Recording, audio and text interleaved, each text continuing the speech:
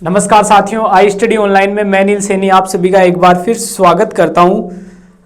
तो आप केमिस्ट्री की क्लास में ही हो, ठीक है। ये ना सोचे कि कई स्टूडेंट दिमाग लगा रहे होंगे तुरंत देखते ही कि हाँ अरे तो अनिल सर हैं, लगता है आज गलती से ऑपरेटर से मिस्टेक हो गई और केमिस्ट्री क्लास में मैथ की अपलोड कर दी। ऐसा बिल्कुल नहीं है, केमिस्ट्री की क्लास है। लेकिन केमिस्ट्री की क्लास में आज की क्लास में हम कुछ मैथमेटिक्स का पोर्शन है, अपन शुरुआत करने जा रहे हैं अपनी फिजिकल केमिस्ट्री का जो पार्ट है उसमें, ठीक है। यानी कि इसको बोलते हैं भौतिकी रसायन। भौतिकी रसायन, ठीक है। तो देखो इसमें अपन बात कर रहे हैं जो अपना चैप्टर नंबर फर्स्ट है, जो अपना पूरा मैथमेटिक्स से रिलेटेड है, जिसका नाम है मैथमेटिकल कंसेप्ट, यानी कि गणितीय अवधारणा। गणितीय अवधारणा ये अपना टॉपिक है, ठीक है। ये अपना चैप्टर है। तो इस फिजिकल केमिस्ट्री की मैं कुछ खास बातें आपको बता देता हूं, ठीक है। ये जो फिजिकल केमिस्ट्री का पार्ट है ये अपने 3 सब्जेक्ट्स का मिला जुला रूप होता है। मतलब ये कह सकते हो कि ये 3 सब्जेक्ट से मिलकर बनता है। एक अपना मैथ्स होता है इसमें, ठीक है। कुछ पार्ट इसमें मैथ का होता है, कुछ पार्ट इसमें अपने फिजिक्स का होता है और फिर कुछ पार्ट इसमें केमिस्ट्री का होता है, ठीक है। इसलिए इसको हम क्या बोलते हैं, फिजिकल केमिस्ट्री बोलते हैं, ठीक है। तो मैथ का पार्ट अपन जो मैथ के सर हैं उनके द्वारा पढ़ेंगे, यानी कि हम पढ़ेंगे इसको। फिजिक्स का जो पोर्शन आता है इसमें फिर वो फिजिक्स के सर पढ़ाएंगे आपको, और केमिस्ट्री का जो पोर्शन है वो केमिस्ट्री वाले सर पढ़ाएंगे। यानी कि ये केमिस्ट्री आपकी फिजिकल केमिस्ट्री जो है 3 पार्ट से मिलकर बन रही है, मैथ्स, फिजिक्स और केमिस्ट्री, ठीक है। इसमें मैं आपको देखो हर सब्जेक्ट के एडवांटेज और डिसएडवांटेज जरूर मिलते हैं, ठीक है। जैसे अपन मैथ के स्टूडेंट्स हैं, जितने भी अगर मैथ के स्टूडेंट हैं उनकी बात कर रहा हूं, उनके लिए तो ये एडवांटेज है, ठीक है। उनके लिए तो ये बेनिफिट है, ठीक है। लेकिन जो बायोलॉजी वाले बच्चे हैं, ठीक है, बायो वाले जो बच्चे हैं, जो स्टूडेंट हैं, उनको थोड़ी बहुत इस सब्जेक्ट में ज्यादा नहीं होती, थोड़ी बहुत परेशानी होती है। जितनी परेशानी अपने मैथ वाले को इस ऑर्गेनिक में होती है उतनी परेशानी इनको बायो वालों को इस फिजिकल में होती है, ठीक है। अपने मैथ्स वालों के लिए ये ऊपर से जाता है, ठीक है। मेरे भी ऊपर से जाता है, मैं भी जब बीएससी में था तो ये ऊपर से ही जाता था, ठीक है। इसमें किसी भी टीचर का कोई दोष नहीं होता, ठीक है। क्योंकि मैं कभी कभार मतलब मैंने स्टूडेंट को नोटिस किया है कि जब उनको ऑर्गेनिक केमिस्ट्री समझ में नहीं आती, या ये कहो केमिस्ट्री जब उनके समझ में नहीं आती, तो वो टीचर को दोष देते हैं कि यार ये बेकार पढ़ा रहा है, ये अच्छा नहीं पढ़ा रहा, इसकी मेरे समझ में नहीं आ रही, ठीक है। वो फॉल्ट उस टीचर का नहीं है, वो फॉल्ट आपका भी नहीं है, वो ये सब्जेक्ट ही ऐसा है, ठीक है। जो केमिस्ट्री का जो सब्जेक्ट है वो है ही ऐसा, ठीक है। निहायती बोरिंग सब्जेक्ट ये ऑर्गेनिक केमिस्ट्री का माना जाता है, ठीक है। मेरी नज़र में बता रहा हूँ, मैं सबके लिए नहीं बता रहा हूँ, मेरी नज़र में बता रहा हूँ, ठीक है। आपको किसी को बहुत से स्टूडेंट है जिनको ये अच्छा भी लगता है, ठीक है। जरूरत से ज़्यादा तो इसमें एक्सेप्शन चलते हैं, यानी कि अपवाद चलते हैं। अपवाद के भी अपवाद आ जाते हैं इसमें, ठीक है। अपवाद के भी अपवाद आ जाते हैं, इसलिए थोड़ा ये समझने में डिफिकल्ट, क्योंकि समझने का कुछ इसमें इतना लॉजिक नहीं रहता, बस इसका एक ही है, रटने का पार्ट रहता है। ये रट लो, ठीक है, रट लो, बस इतना ये पार्ट रहता है केमिस्ट्री का, ठीक है। तो इसमें टीचर कुछ नहीं कर सकता ना, आप बस जिसकी ये अच्छी है वो ऑर्गेनिक अच्छा करके ले जाता है, ठीक है। इसलिए ऑर्गेनिक में बच्चों को प्रॉब्लम होती है, ठीक है। इसलिए जो मेरे जैसे जो स्टूडेंट है गणित वाले, जितने भी गणित के जो विद्यार्थी हैं, वो इसके ऊपर अपनी उम्मीदें लगाए बैठे रहते हैं कि चलो फिजिकल केमिस्ट्री है, हम निकल जाएंगे, बच जाएंगे।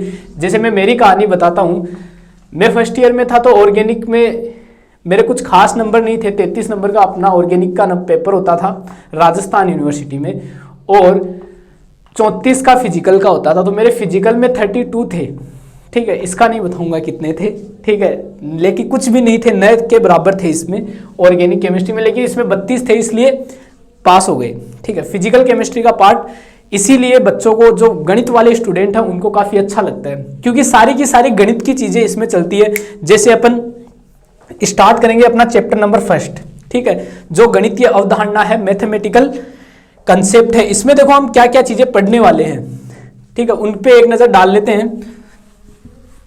तो देखना सबसे पहले इसमें शुरुआत होती है लॉग से, ठीक है। जो लॉगरिथम जिसको हम पूरे नाम से बोलते हैं, इसको शॉर्ट फॉर्म में लॉग बोलते हैं, लॉग से ही लिखा जाता है, ठीक है। इसमें अपन पढ़ते हैं पहला जो गणितीय है, गणितीय अवधारणा, उसमें लॉगरिथम यानी कि इसको हिंदी में बोलते हैं लघु गुणक, ठीक है। शॉर्ट फॉर्म में लिखा जाता है ये लॉग। क्लियर सभी स्टूडेंट को। फिर इसमें आता है नेक्स्ट पार्ट कर्व ट्रेसिंग यानी कि वक्र अनुरेखण, वक्र अनुरेखण, ठीक है। फिर आता है इसमें डिफरेंशिएशन, डिफरेंशिएशन यानी कि अवकलन। फिर आता है इसमें इंटीग्रेशन यानी कि समाकलन। फिर आता है इसमें परम्यूटेशन एंड कॉम्बिनेशन यानी कि क्रमचय संचय। क्लियर सभी को। फिर आता है इसमें पार्शियल डिफरेंशिएशन, ठीक है। ये टॉपिक्स हम इस चैप्टर नंबर फर्स्ट में पढ़ेंगे और ये यूनिट नंबर फर्स्ट को पूरा का पूरा कवर करता है। यूनिट नंबर फर्स्ट कह दो या चैप्टर नंबर फर्स्ट कह दो, ये चीजें हम इसमें पढ़ेंगे। शुरुआत करेंगे अपन हर क्लास में एक एक टॉपिक पढ़ते चलेंगे। आज की क्लास अपनी होगी लॉग के ऊपर। लॉग को ध्यान से समझना, ठीक है। यहां से फिजिकल केमिस्ट्री की शुरुआत होती है, इसको थोड़ा ध्यान से समझना। काफी इंटरेस्टिंग सब्जेक्ट है, केमिस्ट्री का सबसे इंटरेस्टिंग सब्जेक्ट ये फिजिकल का ही है, ठीक है। बाकी दो तो देखो ऐसे ही हैं, ठीक है, वो भी अच्छे होंगे, ठीक है। लेकिन ये फिजिकल केमिस्ट्री का सबसे इंटरेस्टिंग पार्ट रहता है, ठीक है, क्योंकि इसमें रटने का काम नहीं रहता, इसमें समझने का काम रहता है। तो शुरुआत करते हैं अपन लॉग से, ठीक है। शुरुआत करते हैं अपन लॉग से, ठीक है। इसकी लॉग क्या कहता है, ठीक है। लॉग का काम में लेते हैं, कहां पे ये लॉग, कहां जरूरत पड़ी इस लॉग को काम में लेने की, क्यों जरूरत पड़ी इस लॉग को काम करने की। तो इसकी जरूरत इसलिए पड़ती है कि कभी कभार इक्वेशन बहुत लंबी चौड़ी हो जाती है, ठीक है। इक्वेशन बहुत लंबी चौड़ी हो जाती है, उन इक्वेशन को छोटा करने के लिए ये लॉग काम में लिया जाता है, ठीक है। गणित के अंदर, मैथमेटिक्स के अंदर जोड़, बाकी, गुणा, भाग, जो बड़ी बड़ी कैलकुलेशन होती है, उन बड़ी बड़ी कैलकुलेशन को छोटा करने के लिए लॉग काम में लिया जाता है, ठीक है। तो ये तो लॉग का काम हो गया, इससे हमें कोई मतलब नहीं है लॉग कहां काम में लिया जाता है, हमें तो इसकी परिभाषा देखनी है। तो देखना लॉग में सबसे पहले आता है आधार। इन डेफिनेशंस को ध्यान से समझना, इंपॉर्टेंट चीजें हैं ये। लॉग में सबसे पहले आता है आधार। आधार क्या होता है, ठीक है। लॉग आपने पढ़ा होगा, लॉग जैसे ई एक्स, तो ये जो ई होता है ना, ये इसका आधार होता है, बेस होता है, ठीक है। ये आधार क्या काम में आता है, ये आधार जो नंबर्स होते हैं, जो संख्याएं होती है, उनको विभिन्न घातों के रूप में लिखने के काम में आता है, मतलब पावर्स के रूप में लिखने के काम में आता है, ठीक है। जब एग्जाम्पल से इसको करेंगे तब आपको अच्छे से समझ में ये आएगा, ठीक है। मतलब आधार एग्जैक्ट में क्या होता है, आधार का काम होता है किसी भी नंबर को उसकी घात के रूप में लिखने के काम में आता है आधार, ठीक है। जैसे फॉर एग्जाम्पल a की पावर x बराबर n है, ठीक है। अब इसको ये बोल रहा है कि log की फॉर्म में लिखो, ठीक है, log की फॉर्म में लिखो, ठीक है। तो ध्यान रखना ये a की पावर x है, ठीक है। मतलब आप इसको log की फॉर्म में लिखना चाहोगे तो इस a को इधर ले आओ। मतलब समझने के लिए ये ट्रिक है, रटना नहीं है, रटना कुछ भी नहीं है इसमें। रटने का काम अपन ऑर्गेनिक इनऑर्गेनिक में कर लेंगे, यहां पर समझने का काम है अपना। इस a को उधर भगाओ। जब ये कहे कि सर इसको log की फॉर्म में लिखो, तो आपका फर्स्ट काम क्या होना चाहिए, इस a को उधर भगाओ। तो ये जब a यहां से हटेगा, मतलब a को मैं उधर ले जा रहा हूं, तो यहां तो x ही बचेगा, ये x बच गया बराबर।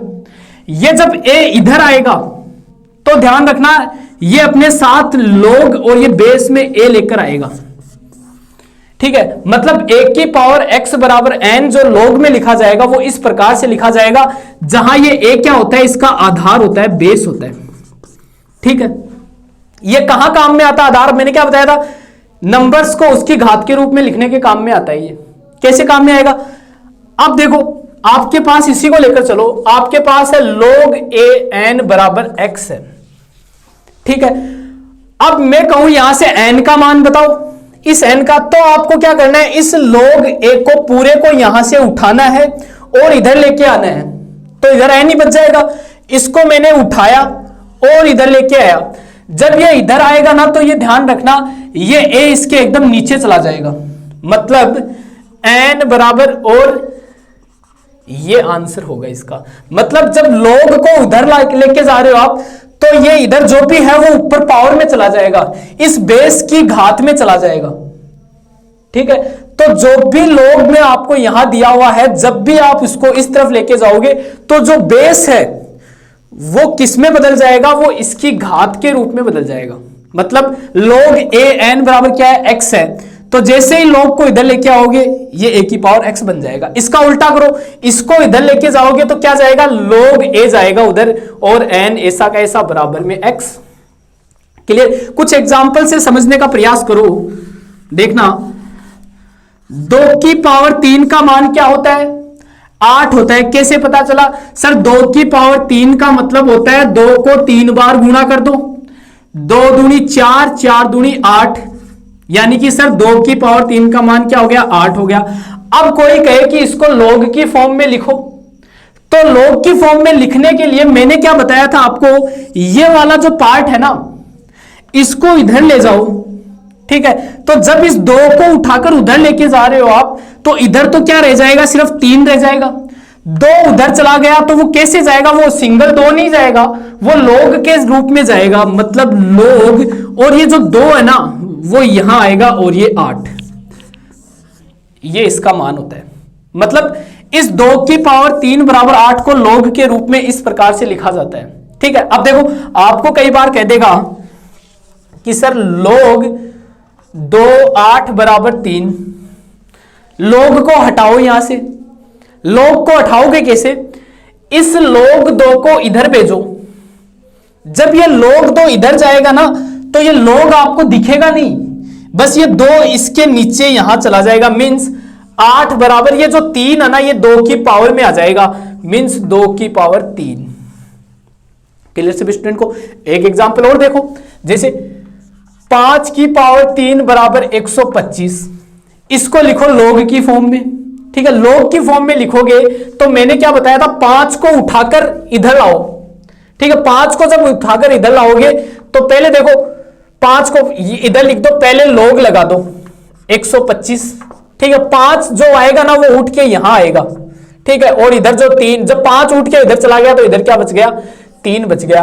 ये log की प्रॉपर्टी होती है। ठीक है, तो ध्यान से अब आपका काम क्या होगा, अब आपको जैसे ही क्वेश्चन मिला, जैसे फॉर एग्जांपल आपको क्वेश्चन मिला 2 की पावर 4 बराबर 16, यही होता है 2 की पावर 4 का मतलब 2 को 4 बार गुणा कर दो, 2 दूनी 4, 4 दूनी 8, 8 दूनी 16, यही है। मतलब एकदम सही है, 2 की पावर 4 का मतलब क्या होता है, 16 होता है। यहां से आपको ये कहेगा कि इसको log के रूप में लिखो, तो पहले बराबर लगाओ, log के रूप में लिख रहे हो तो यहां log लगा दो, और किसको लिख रहे हो 16, तो यहां 16 लिख दो। ठीक है, अब क्या करना है, इस 2 को यहां लगा दो। अब जब 2 इधर चला गया तो इधर कौन बचा, सिर्फ 4 बचा। मींस 4 बराबर log 2 16 क्या होता है, इसका आंसर होता है। बोलो ये चीज समझ में आई कि नहीं आई? क्लियर है सभी स्टूडेंट को? अब कुछ चीजें आप याद रखना। अब जैसे कोई भी क्वेश्चन आपको दे दे, ठीक है, जैसे 4 की पावर -2 को लिखो, इसको लिखो बराबर 4 की पावर -2 का मतलब क्या होगा, 1/4 की पावर 2 मतलब 1/16। 4 की पावर -2 का मतलब क्या होता है, जैसे फॉर एग्जांपल ये भी समझना आप, 4 की पावर -2 या 1 की पावर -x, इसका मतलब होता है ये 1 की पावर x 1 के बट्टे में है। जब इसको ऊपर लेके जाते हो तब ये माइनस में लिखी जाती है। क्लियर सभी स्टूडेंट को? ये चीज ध्यान में। तो 4 की पावर -2 मतलब ये 1 के बट्टे में है। ठीक है, यही जब ऊपर जाती है तो माइनस की हो जाती है। तो इसका मान कितना होता है, 1/16। तो 4 की पावर -2 बराबर कितना होता है, 1/16। ठीक है, ये मान निकल गया। इसको log के रूप में लिखो, तो पहले बराबर ये लगा दो log ये 1/16, 4 को उधर भेज दो, ये 4 इधर कितना आ गया, -2। तो -2 बराबर log, देखो मैंने क्या किया, 1/16 ऐसा का ऐसा लिखा, इसके साथ में log लगा दिया क्योंकि log के रूप में लिख रहे हैं। ये जो 4 है बेस वाला ये यहां आ जाएगा। ठीक है, और बचा क्या इधर, -2, तो ये क्या होगा, इसका आंसर होगा। क्लियर सभी स्टूडेंट को? आगे बढ़ते हैं। ठीक है, अब कुछ इसमें डायरेक्ट कुछ चीजें आपको ध्यान रखनी है, वो है कि कोई भी नंबर हो, ठीक है, कोई भी नंबर हो, अगर उसकी पावर 0 है तो उसका मान हमेशा 1 होता है। हम पढ़ते हैं गणित में कि किसी भी नंबर की पावर अगर 0 है तो उसका मान क्या होता है? 1 होता है। गणित में ये चीज हम पढ़ते हैं। गणित में क्या, कहीं भी ले लो, किसी भी नंबर की पावर, जैसे 4 की पावर 0, 5 की पावर 0, 10 की पावर 0, ठीक है, मतलब ये किसी भी नंबर की घात अगर 0 है तो उसका मान क्या होता है? हमेशा 1 होता है। ये पढ़ते हो ना आप सभी? ठीक है, तो ध्यान रखना, इस पे लॉग लगाओ, इधर ये लॉग, ये 1, ये बेस इधर आ जाएगा a, इधर क्या बचा ऊपर 0। यानी कि एक चीज हमेशा ध्यान रखना, नोट लगा के इसको नोट कर लेना कि सर log 1 का मान हमेशा 0 होता है। ठीक है, log 1 का मान हमेशा 0 होता है। यह चीज आपको हमेशा ध्यान में रखनी है, इसका मान आपको हमेशा ध्यान में रखना है। ठीक है, log 1 का मान हमेशा क्या होता है? 0 होता है, चाहे बेस में कुछ भी हो, चाहे यहां बेस में a b c d 2 3 4 5 10 कुछ भी हो, अगर यहां ये log 1 दिखा रहे हैं, इसका मान हमेशा क्या होगा? 0 होगा। रीजन मैंने बता दिया, आप कोई भी मान ले लो, इसकी जगह 2 की पावर 0 कर लो, तो log में लिखोगे तो क्या आएगा? 0 बराबर log 2 1। ठीक है, मतलब बेस में कुछ भी हो, log 1 का मान हमेशा क्या मिलेगा? 0 मिलेगा। ये बात डायरेक्ट ध्यान रखना कि सर log 1 का मान हमेशा क्या होता है? 0 होता है।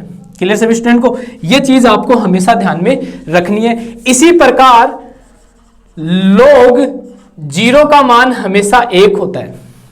ठीक है, log 0 का मान हमेशा 1 होता है। यह चीज भी आपको हमेशा ध्यान में रखनी है। log 1 का मान 0, log 0 का मान 1 होता है, चाहे बेस में कुछ भी हो। जैसे फॉर एग्जांपल यहां log a इस प्रकार से है ये। ठीक है, मतलब ये बेस और ये दोनों अगर सेम है तो इसका मान क्या होगा? 1 होगा। जैसे इसको उधर भेजो तो a बराबर a की पावर 1। ठीक है, a की पावर 1 एक ही बात है। ठीक है, तो ये चीज हमेशा ध्यान रखना, अगर बेस इसका आधार और ये दोनों समान है तो उसका मान हमेशा क्या होगा? 1 होगा। ये चीज हमेशा आपको ध्यान में रखनी है। क्लियर सभी स्टूडेंट को? ये तो हो गई log की परिभाषा। ठीक है, अब आता है इसमें log कितने प्रकार के होते हैं। बेसिकली हम log 2 प्रकार के पढ़ते हैं। ठीक है, एक तो आता है नेचुरल log, एक आता है कॉमन log। दोनों में क्या डिफरेंस होता है उसको समझते हैं आप। ठीक है, एक तो कॉमन log होता है यानी कि साधारण लघुगुणक, एक होता है नेचुरल लघुगुणक यानी कि प्राकृत लघुगुणक। तो देखना, सबसे पहले आता है नेचुरल log यानी कि प्राकृत लघुगुणक।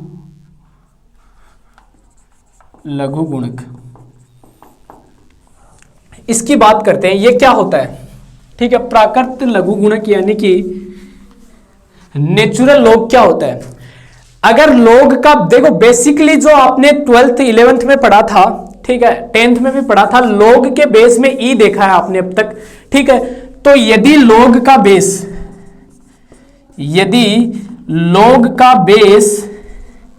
e है तो यह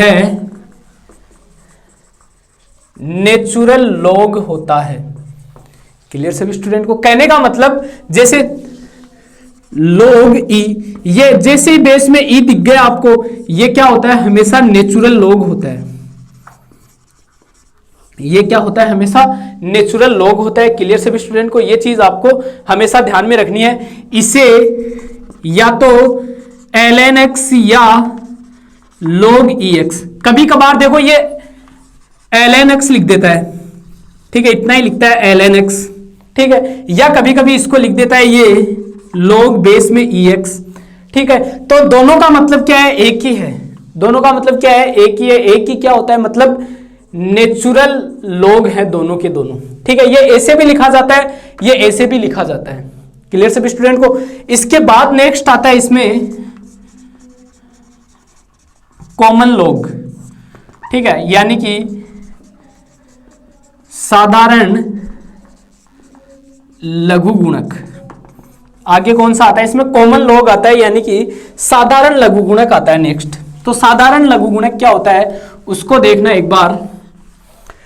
जैसे नेचुरल लॉग में क्या था? बेस ई था। इसी प्रकार साधारण लघु गुणक में, कॉमन लघु गुणक में बेस हमेशा 10 होता है। यदि लॉग का बेस 10 है तो यह कॉमन लॉग होता है। ठीक है, अर्थात log 10x। ठीक है, ये बेस में कितना लिखा हुआ हो। ठीक है, अब तक जो log पढ़ रहे हैं अपन, ये वाला log बेस का मतलब समझ में आ गया होगा सभी को। ठीक है, ये बेस में अगर e है, ये बेस में अगर e है तो ये कौन सा log होगा? Natural log। अगर इस e की जगह ये बेस में 10 है तो ये कौन सा होगा? कॉमन log होगा। क्लियर सभी स्टूडेंट को। इसके लिए एक चीज ध्यान रखना, आप एक चीज और बता देता हूं।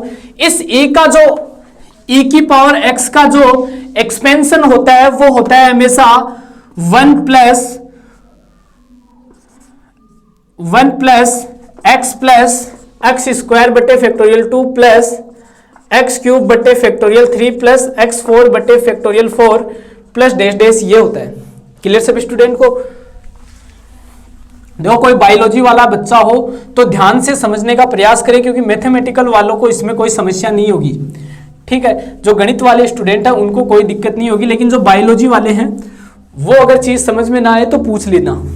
ठीक है, आपके पास सोर्सेज काफी है तो उनसे पूछ सकते हो। तो यहां से अगर मैं x की जगह 1 पुट कर दूं पूरी समीकरण में, तो e की पावर 1 का मतलब e बराबर 1 प्लस 1 बटे फैक्टोरियल 2 प्लस 1 बटे फैक्टोरियल 3 प्लस 1 बटे फैक्टोरियल 2 डैश डैश, इस प्रकार से ये चलता जाता है। क्लियर सभी स्टूडेंट को। ठीक है, यहां चाहो तो फैक्टोरियल 1 लगा सकते हो, फैक्टोरियल 1 का मान 1 ही होता है। ठीक है, इसकी जो वैल्यू होती है जब इनको सोल्व करते हैं तो इसकी वैल्यू 2.7182 होती है लगभग। ठीक है, इसकी वैल्यू कितनी होती है? 2.7182 होती है लगभग, अप्रोक्सीमेट इतनी मानी जाती है। फैक्टोरियल को कैसे? जैसे फैक्टोरियल 2 इसको 2 गुना 1 लिखा जाता है, फैक्टोरियल 3 इसको 3 गुना 2 गुना 1, फैक्टोरियल 4 को लिखा जाता है 4 गुना 3 गुना 2 गुना 1। समझ गए होंगे? उल्टी गिनती चालू कर दो। जैसे फैक्टोरियल 5 लिखा हुआ है तो 5 गुना 4 गुना 3 गुना 2 गुना 1। ठीक है, इस प्रकार से होता है। जब इन सबको सोल्व करते हैं तो कुछ रिजल्ट ये मिलता है 2.7182। ठीक है, इस e का मान होता है ये। क्लियर सभी स्टूडेंट को। इस e के लिए ये लिखा जाता है। क्लियर। अब एक चीज और देखना, इस नेचुरल लॉग को कॉमन लॉग में कैसे बदला जाता है? तो देखना, नेचुरल लॉग को कॉमन लॉग में बदलना। क्या करना है? नेचुरल लॉग जो है उसको कॉमन लॉग में बदलना है। ठीक है, ये नेचुरल लॉग है, इसको कॉमन लॉग में बदलना है। जैसे मान लो फॉर एग्जांपल आपको दिया हुआ है log e x है, इसको कॉमन में बदलो। ठीक है, इसको कॉमन में बदलो तो ध्यान रखना, जैसे ही कॉमन में बदलोगे इसको 2.303 से गुणा कर दो, e की जगह 10 लगा दो, ये होगा। क्लियर सभी स्टूडेंट को। मींस आपको ln x दिया हुआ है, इसको कॉमन लॉग में बदलना है। ln x को कॉमन लॉग में बदलना है तो 2.303 से गुणा कर दो, log 10x हो जाएगा। एक ही बात है, क्योंकि ln x का मतलब log ex होता है। ये चीज मैंने आपको बता दी, ये रही। ठीक है, दोनों का मतलब एक ही होता है। तो ध्यान रखना, नेचुरल लॉग को कॉमन लॉग में बदलने के लिए 2.303 से गुणा किया जाता है। तो ये चीज लिख लेना, हमेशा नोट लगा के ये चीज अपने नोट्स में डाल लेना कि नेचुरल लॉग को कॉमन लॉग में बदलने के लिए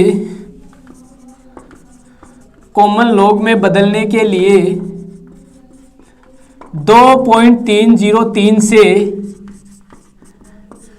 गुणा किया जाता है, अर्थात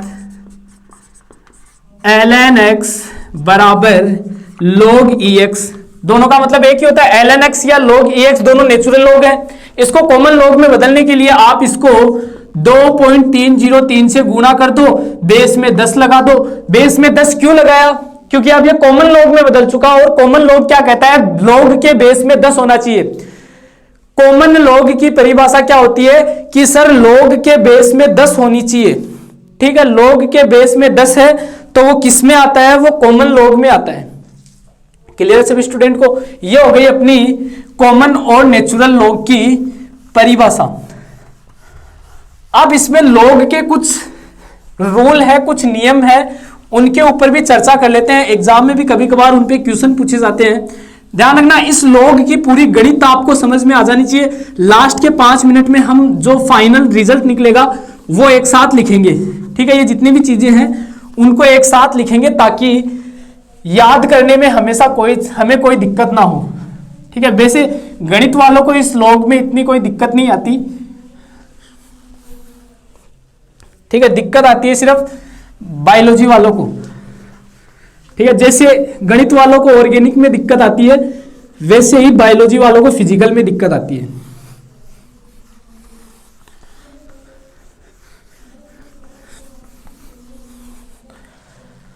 तो लॉग का मैटर यहां तक समझ में आ जाना चाहिए।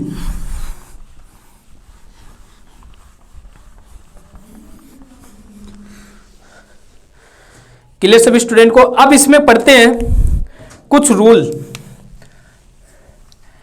रूल आते हैं लॉग के, उनको देखते हैं। सबसे पहले आता है इसमें मल्टीप्लिकेशन रूल, यानी कि गुणनफल नियम।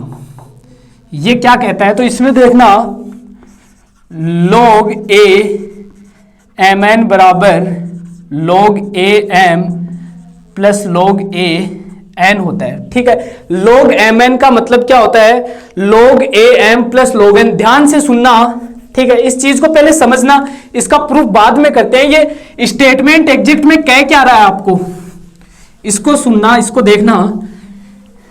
ये कह रहा है आपको कि अगर आपके पास log a plus log b है तो ये ध्यान रखना log ab लिखा जाता है। ये चीज हमेशा ध्यान रखना। जैसे log 2 प्लस log 3 है तो ये log 2 गुणा 3 यानी कि log 6 लिखा जाएगा। ठीक है, कई स्टूडेंट क्या करते हैं, इसमें गलती कर देते हैं। कैसे? इसको लिख देते हैं कि दोनों में log बाहर निकाल लेते हैं। यहां तो 2 बचा, यहां 3 बचा, तो कितना आ गया, log 5 आ गया। देखो, मतलब ये चीज गलत है, ये चीज गलत है। log 2 प्लस log 3 क्या होता है, log 2 गुणा 3 होता है। मीन्स log mn बराबर क्या होगा, log m plus log n होगा। ये आपको मान लो log ab लिखा मिले तो ध्यान रखना दोनों को अलग अलग कर देना। log a एक जगह लिख देना, log b अलग जगह लिख देना, दोनों के बीच में प्लस लगा देना। ठीक है, बस इतना सा ट्रिक बता देता हूं। जब भी दो नंबर गुणनफल में है, जब भी दो नंबर आपस में गुणा हो रहे हैं, बाहर उनके log लगा हुआ है, तो आपका एक ही काम होना चाहिए, पहले log a लिख दो, फिर log b लिख दो। ठीक है, दोनों के बीच में प्लस लगा दो तो log ab बन जाएगा। क्लियर? ये इस प्रकार से भी होता है, जैसे log a b c हो तो क्या करोगे, 3 चीजें आ गई। अब तो भी वही काम, पहले log a लिख दो, फिर log b लिख दो, फिर log c लिख दो। तीनों लिख दिए, बीच में प्लस लगा दो, ये फॉर्मूला हो गया। ये देख लो, log mn बराबर पहले log m लिख दो, फिर log n लिख दो, बीच में प्लस लगा दो, काम हो गया। बेस में जो है वो साथ में लगाते रहो। ठीक है, बेस में जो भी दिया हुआ है वो साथ में, जैसे e है तो e लगाते रहो। ठीक है, जो भी बेस में है वो लगाते रहो। तो ये होता है मल्टीप्लीकेशन रूल। अब इसका प्रूफ देखते हैं, ये आता कैसे है।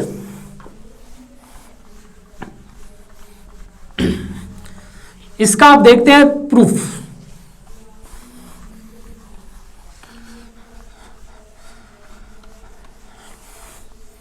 ठीक है, ये तो हो गया इसको ध्यान में रखने का तरीका, लेकिन इसका प्रूफ करते हैं।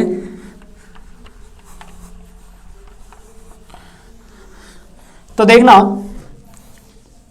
मैं मान लेता हूं इसका प्रूफ कर रहे हैं। ये फॉर्मूला आता कैसे है, लेट ए की पावर एक्स बराबर तो कैपिटल एम मान लो, एंड ए की पावर वाई बराबर कैपिटल एन मान लो।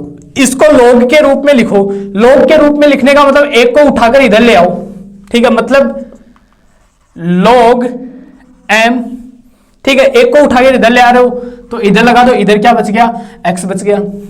बोलो ये बात समझ में आ गई होगी सभी बच्चों को। ठीक है, इसमें कोई डाउट नहीं रहना चाहिए अब। ठीक है, log लिखने का तरीका, जिसकी भी पावर है, किसी भी नंबर को लिख रहे हो तो पहले उस नंबर के पहले log लगा दो, यहां जो है वो यहां लगा दो और बच गया वो लिख दो। यही काम किया था हमने, m के साथ में log लगाया, इसको उधर ला रहे हैं तो बीच में a लगा दिया यहां और बचा कौन, इधर x बचा। इसी प्रकार अब देखो n को लिख रहे हो तो बीच में बराबर n लिख रहे हो तो पहले log n किसके लिए लिख रहे हो, a बेस में आ जाएगा तो a बेस में इधर कितना बच गया, y बच गया। क्लियर सभी स्टूडेंट को, यहां तक समझ में आ गया होगा। क्लियर सभी स्टूडेंट को, यहां से देखना दोनों को गुणा करो। ठीक है, a की पावर x इंटू a की पावर y बराबर m इंटू n। बोलो ये बात समझ में आ गई क्लियर सभी स्टूडेंट को। या आप चाहो तो m इंटू एन बराबर, मैंने क्या किया, इसको गुणा कर दिया, इसको गुणा कर दिया, आपस में दोनों को गुणा कर दिया तो ये तो mn हो गया, m गुणा n, ये a की पावर x गुणा a की पावर y। ठीक है, तो m इंटू एन बराबर, दोनों का आधार समान है तो घातें क्या होती है, जुड़ जाती है। मीन्स जब भी ये और ये समान होता है तो ऊपर वाली पावर 8 हो जाती है, तो a की power x plus y. Clear. अब देखो log इधर ये a इधर आएगा, इसको log के रूप में कैसे लिखोगे, लिख दो log mn, ये a उठकर इधर आ जाएगा, बराबर क्या बचेगा, x प्लस वाई बचेगा। x का मान कितना है, ये रहा log am, तो log a mn बराबर log am plus log an। बोलो समझ में आई, यही तो हमें सिद्ध करना था। ये चीज समझ में आई कि नहीं आई, ठीक है, आई थिंक समझ में आ गया होगा। पहला रूल क्या कहता है, log mn बराबर क्या होता है, log m plus log n होता है। इसको प्रूफ करने के लिए मैं मान लेता हूं a की पावर x बराबर m, a की पावर y बराबर n, तो इसको log के रूप में लिखोगे तो यहां log लगा दो, ये लगा दिया। इसके लिए क्या करोगे, एक को इस log के एकदम नीचे लाकर पटक दो, पटक दिया, इधर कौन बच गया, x बच गया। ठीक है, सीधा सा कंसेप्ट है। इसके लिए log में लिखोगे तो पहले यहां log लगा दिया, फिर इस एक को उठाकर इस log के नीचे पटक दो, ये यहां लाकर पटक दिया, ये y हो गया। ये ट्रिक है इसको याद करने की। ठीक है, जैसे कुछ भी आपको, जैसे x की पावर y बराबर z है, अब log के रूप में लिखना है तो कई स्टूडेंट कंफ्यूज हो जाते हैं कि सर ने तो कुछ ऐसा बताया था, लेकिन जब ये बताया, सर ने क्या बताया था कि log के रूप में इसको लिखना है तो सबसे पहले log के साथ में, z के साथ में log को लिख दो, और जो यहां होता है ना उसको यहां लाकर पटक दो, और जो बच गया वो लिख दो, ये हो गया। क्लियर। तो वही तो काम किया है। फिर किसकी प्रॉपर्टी है, मल्टीप्लीकेशन की प्रॉपर्टी है, मतलब गुणनफल की, गुणा की, तो गुणा कर दो दोनों को। तो गुणा किया, m गुणा n। गुणा कैसे करते हैं, राइट साइड एक तरफ गुणा होती है, LHS साइड एक तरफ गुणा होती है, RHS को अलग गुणा कर दो, LHS को अलग गुणा कर दो, तो ये वाले दोनों अलग गुणा हो गए, ये दोनों वाले अलग गुणा हो गए। क्लियर सभी स्टूडेंट को। इसको मैंने इधर लिख लिया, इसको मैंने इधर लिख लिया, कोई फर्क नहीं पड़ता क्योंकि बराबर है। अब देखो आधार समान है दोनों का तो घातें जुड़ जाएगी। ठीक है, यहां से वापस अब देखो mn बराबर a की पावर x प्लस वाई है, वापस ये देखो x प्लस वाई इस a की घात के रूप में है, मतलब log के रूप में लिखा जा सकता है। log के रूप में लिखने के लिए क्या करते हैं कि सर ने बताया था कि log के रूप में जिसको भी लिखना है उसके साथ में लगा दो log mn, यहां जो है वो बेस में आ जाएगा, इधर क्या बच जाएगा x प्लस वाई। तो देखो ये लिख दिया, x का मान क्या है मेरे पास, log a है, ये लिख दिया। y की जगह क्या लिख सकता हूं, ये लिख सकता हूं। यही मुझे क्या करना था, प्रूफ करना था। तो ये प्रॉपर्टी नंबर 1 कंप्लीट होती है। ठीक है, रूल नंबर 1 कंप्लीट होता है। रूल नंबर 2 देखते हैं इसका।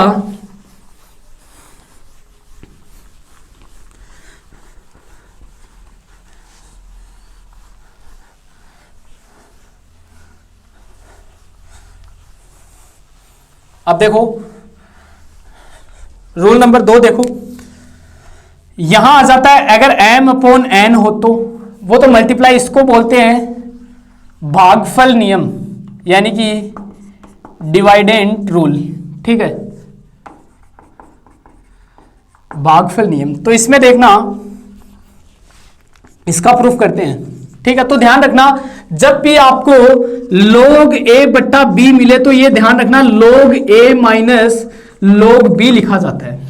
ठीक है, जैसे फॉर एग्जाम्पल log 1/2 लिखा मिले तो ध्यान रखना पहले तो log 1 लिख दो, बट्टे में है उसको log 2 लिख दो, ये डंडा यहां उठाकर रख दो, मतलब माइनस। ठीक है, ध्यान रखने की देखो ट्रिक है ये निशान यहां लगा दो, बस इतना ही काम करना है। तो ध्यान में रह जाएगा ये log m बट्टा n बराबर क्या होता है, log m माइनस n होता है। तो देखना प्रूफ करते हैं। मान लो लेट a की पावर x बराबर m, इसको log के रूप में लिखो तो x बराबर log am, फिर a की पावर y बराबर n तो y बराबर log an। क्लियर सब स्टूडेंट को? यहां तक समझ में आ गया होगा। तो यहां से देखना आप आगे क्या करना है, डिवाइड करना है, क्योंकि डिवाइडेशन की प्रॉपर्टी है। तो m बट्टा n बराबर a की पावर x बट्टा a की पावर y, तो m बट्टा n बराबर a की पावर y माइनस में चला जाए, ऊपर ले जाओ तो a की पावर x, जैसे ये नीचे वाला ऊपर जाएगा तो पावर माइनस में आ जाएगी, तो a की पावर माइनस y, तो m बट्टा n बराबर a की पावर x माइनस y। ठीक है, इस एक को इधर लाओगे तो ये log में आ जाएगा, मीन्स इसको log में लिखना चाहो तो log m बट्टा n, बेस में ये e आ जाएगा x माइनस y। x का मान कितना है, log am है, तो log m बट्टा n बराबर x का मान कितना है, log m है, माइनस y का मान कितना है, log n है। तो ये प्रॉपर्टी होती है भागफल की यानी कि डिवाइडेंट की। ठीक है, आगे बढ़ते हैं नंबर 3 प्रॉपर्टी की तरफ।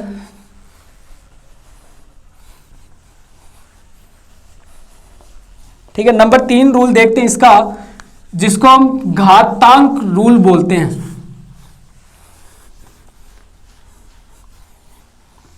ठीक है, नंबर 3 आता है इसमें घात नियम यानी कि पावर रूल। ठीक है, पावर रूल आता है,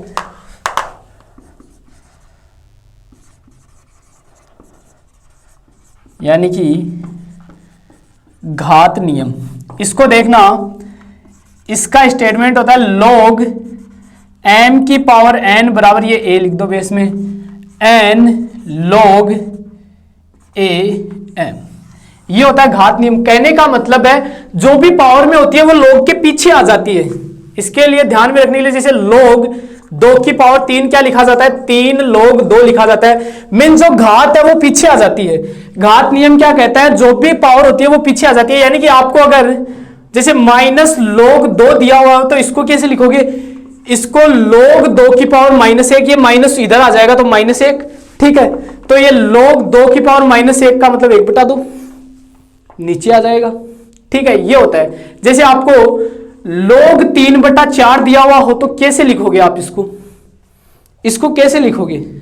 ठीक है, तो 3 बटा 4 दिया हुआ तो इसको वैसे के कोई तरीका नहीं है लिखने का, बस इतना ही रहेगा। लेकिन 1 बटा 4 है तो ये चेंज हो जाएगा, कैसे, log 4 की पावर -1 पीछे चला जाएगा तो माइनस log 4। ठीक है, तो log 1 बटा 4 log माइनस log 4 भी होता है। ठीक है, तो घात क्या होती है, हमेशा पीछे चली जाती है। ठीक है, घात क्या होगी, हमेशा पीछे चली जाती है। जैसे मैंने आपको तरीका, जैसे 2 log 5 है, यहां से इसको कैसे लिखोगे, ये इधर आ जाएगा, पावर में चली जाएगी तो log 5 की पावर 2। अब कई स्टूडेंट गलती मत कर देना, कई क्या लिख देते हैं, इसको log 2 की पावर 5 लिख देते हैं। ये गलती नहीं होनी चाहिए। ये पावर हमेशा इस 5 के ऊपर जाएगी। ठीक है, मतलब ऊपर वाली पावर पीछे आती है तो इधर वाली पीछे वाली पावर ऊपर जाती है। ये चीज आप ध्यान में रखना। अब इसको करते हैं प्रूफ। इसको प्रूफ करते हैं, तो प्रूफ करने के लिए मैं मान लेता हूं लेट ए की पावर x बराबर m। अब m ये तो ज्यादा कुछ इतना ही मानना पड़ेगा, तो x बराबर क्या हो जाएगा, log am हो जाएगा। क्लियर सभी स्टूडेंट को, क्या हो जाएगा, log am हो जाएगा। यहां से देखना, मैं अब इसको लेकर चलता हूं, m बराबर a की पावर x, दोनों तरफ n पावर ले लेता हूं क्योंकि पावर n ली हुई है, तो n पावर a की पावर x n पावर, मैंने क्या किया, दोनों तरफ n पावर ले ली। क्लियर सभी स्टूडेंट को, यहां तक समझ में आया होगा। अब देखना, ये m की पावर n बराबर, इसको मैं लिख देता हूं, देखो n को अंदर ले लो, x को बाहर ले लो, a की पावर xn लिख सकता हूं इसको, एक ही बात है। क्लियर सभी स्टूडेंट को। अब यहां से देखो, इसको log में लिखना चाहूं तो ये a यहां आ जाएगा, ठीक है, लेकिन log को साथ लेकर आएगा तो log am की पावर n बराबर यहां बचेगा xn, ठीक है। xn को आप nx भी लिख सकते हो, और x का मान क्या है, log am, तो log a m की पावर n बराबर n log a m, ये क्या होगा, इसका आंसर होगा। क्लियर सभी स्टूडेंट को, मतलब ऊपर वाली पावर कहां चली जाती है, पीछे चली जाती है। क्लियर सभी स्टूडेंट को। नेक्स्ट आता है इसमें आधार परिवर्तन नियम, कि आधार कैसे बदला जाता है, यानी कि बेस चेंजिंग रूल इसको बोलते हैं।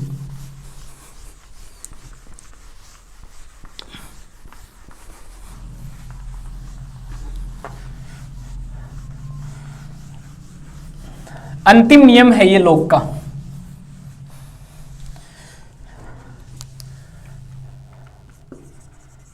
बेस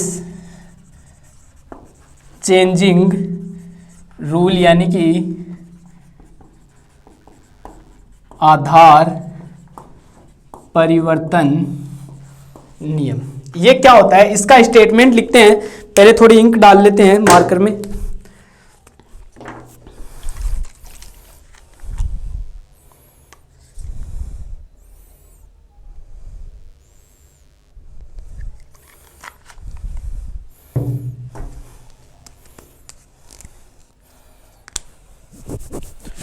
जैसे इसका स्टेटमेंट कहता है कि log am है, इसका आधार परिवर्तन करना है, तो ध्यान रखना आधार परिवर्तन के लिए log, यहां तो log के बेस में कोई नंबर b ले लो, ठीक है, जो भी नंबर आप इसके बेस में ले रहे हो इनटू उसको इस log 1 के साथ इस प्रकार लिख दो, ठीक है। मतलब दोनों का मतलब यही होता है, ठीक है। जब भी आप इसका आधार परिवर्तन करना चाहो तो पहले तो m को बेस, कोई भी बेस ले लो, b ले लो, ठीक है, फिर जो भी बेस ले रहे हो उसको a के बेस के साथ ले लो। समझ में आया? जैसे फॉर एग्जांपल आप जैसे log xm ले रहे हो, ठीक है, इसका आधार का परिवर्तन करना है, बेस चेंज करना है, तो x की जगह कोई भी बेस y ले लो m, फिर इस x के साथ इस y को भी लो, तब आपका काम हो जाएगा। क्लियर सभी स्टूडेंट को। अब देखो हम कुछ मान लेते हैं,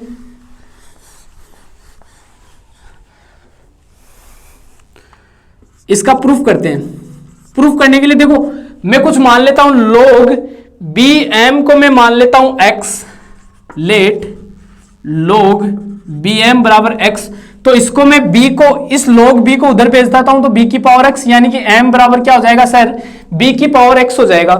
क्लियर सभी स्टूडेंट को। इसी प्रकार में इसको भी कुछ मान लेता हूं, log a b बराबर इसको y मान लेता हूं, ठीक है, इसको क्या मान लेता हूं, y मान लेता हूं, तो यहां से b बराबर क्या हो जाएगा, a की पावर y हो जाएगा। क्लियर सभी स्टूडेंट को। m और b के मान मेरे पास आ गए।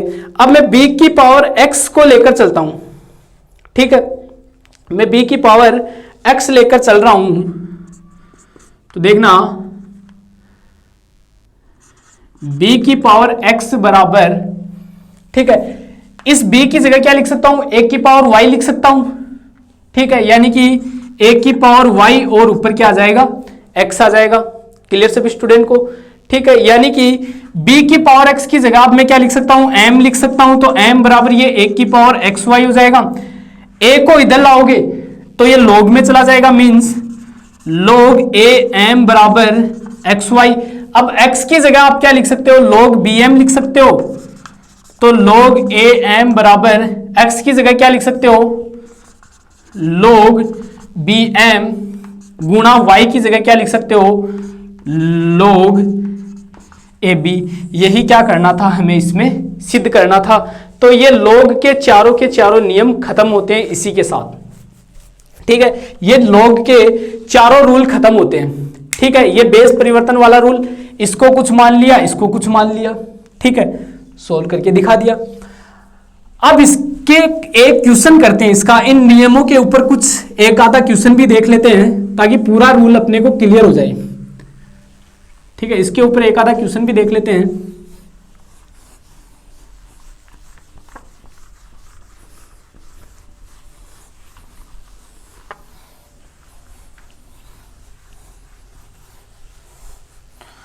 देखना क्वेश्चन दिया हुआ बुक का ही एक क्वेश्चन लेते हैं अपन। सिद्ध कीजिए प्रूफ दैट log 96 बराबर 5 log 2 प्लस log 3। इसका प्रूफ करना है हमें। तो देखना मैं इसकी RHS साइड लेकर चलता हूं, RHS जो क्या है 5 log 2 प्लस log 3 बराबर। अब देखो सबसे पहले मैं घात नियम लगाता हूं, यानी कि पावर रूल लगाता हूं, जो क्या कहता है कि ऊपर घात है वो तो पीछे आती है और पीछे वाली घात ऊपर जाती है। मींस हमने जस्ट एक रूल पढ़ा है, log m की power n, n log m होता है, मतलब ये वाला ऊपर चला जाता है, ठीक है, ये पढ़ा है ना। तो ये 5 कहां आ जाएगा, 2 की पावर में आ जाएगा। मींस log 2 की पावर 5 प्लस ये log 3 ऐसा का ऐसा। अब 2 की पावर 5 का मतलब क्या होता है, 2 को 5 बार गुणा करना, यानी कि 2 गुणा 2 गुणा 2 गुणा 2, 5 बार हो गया ना, 1 2 3 4 5, गुणा करो, 2 दूनी 4, 4 दूनी 8, 8 दूनी 16, 16 दूनी 32, ठीक है। तो 2 की पावर 5 का मतलब कितना हो गया दोस्तों, 32 हो गया। तो log 32 प्लस, ठीक है, log 3 ऐसा का ऐसा। बोलो ये बात समझ में आई। अब एक नियम हमने और पढ़ा था, गुणनफल नियम क्या कहता है, log mn बराबर क्या होता है, log m प्लस n होता है, log m plus log n, मतलब log 32 प्लस log 3 कितना हो जाएगा, log 32 गुणा 3 हो जाएगा, ठीक है। यानी कि log 32 गुणा 3 यही होगा। क्लियर। इस नियम के अकॉर्डिंग देखो, इन दोनों को अलग अलग करोगे तो वापस यही आएगा, मतलब इसको आप ये लिख सकते हो योग नियम से, सॉरी गुणनफल नियम से। 32 को 3 से गुणा करते हो तो कितना आता है, 96। तो log 96, देखो ये लेकर चले थे, ये मिल गया और यही हमें क्या करना था, सिद्ध करना था। तो ये अपना आंसर हो गया। क्लियर सभी स्टूडेंट को। तो इसी के साथ अपना जो log का सिस्टम है वो खत्म होता है, ठीक है। अब एक बार दोबारा छोटे छोटे उन पॉइंट्स को हम निकालते हैं जो अपन अब तक पढ़कर गए हैं, उन सब पर एक बार एक नजर डाल लेते हैं, ठीक है। उन सभी पॉइंट्स पे एक बार नजर डाल लेते हैं जो आज की क्लास में हमने इस log के लिए पढ़ा है। बस केमिस्ट्री में log इतना ही काम में आता है, वैसे log बहुत बड़ा है। अगर गणित सब्जेक्ट की बात करें तो ये log बहुत बड़ा है। log IIT में भी एक क्वेश्चन इसका एग्जाम में पूछा जाता है, डिफेंस में भी पूछा जाता है, NDA में भी पूछा जाता है, लेकिन आपके बस log इतना ही है। केमिस्ट्री में जो log काम में आता है वो इतना ही आता है। तो एक नजर डालते हैं इस log के ऊपर। log की शुरुआत कहां से हुई थी अपनी, इसकी परिभाषा से क्यों काम में लिया जाता है, बड़ी बड़ी कैलकुलेशंस को छोटा बनाने के लिए log काम में लिया गया था। आधार क्या होता है, जो log के नीचे लगा होता है उसी को क्या बोलते हैं, आधार बोलते हैं। ये क्या काम करता है, ये किसी भी संख्या को किसी मतलब विभिन्न घातों के रूप में लिखने के काम में आता है, ठीक है। जैसे a की पावर x बराबर n है, तो इसको log के रूप में लिखने के लिए क्या करते हैं, पहले n के साथ में बीच में ये बराबर ऐसे कैसे, n के साथ में log लगा दो, ठीक है। इस एक को इस log के साथ लिख दो, इधर बच गया कौन, x। ये इस प्रकार से लिखा जाता है। क्लियर है सभी स्टूडेंट को। इसी प्रकार अगर log ax बराबर n को घात के रूप में लिखा जाए तो इस log a को उधर भेज दो, ठीक है। इस log को उधर भेज दो तो x बराबर क्या हो जाएगा, a की पावर n हो जाएगा।